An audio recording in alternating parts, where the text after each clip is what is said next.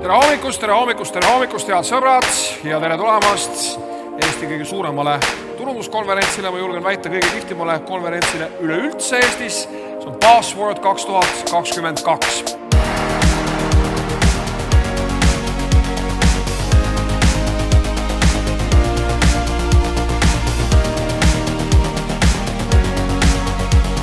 Mul on suur au, rõõm, privileeg kutsuda kõnelema Stockholm School of Economics turundusprofessori Mikael Dahlén.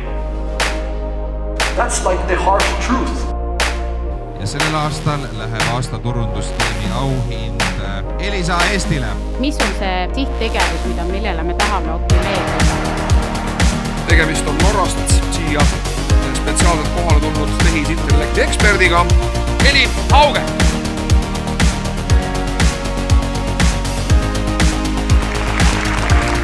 Me oleme jõudnud aasta turundustegu 2021 finalistide esitlusteni.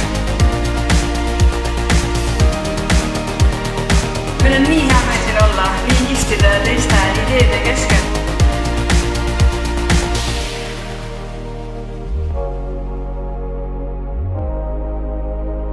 Meie 2 päeva siin Kultuurikatlas Password 2022 üritusel hakkab läbi saama.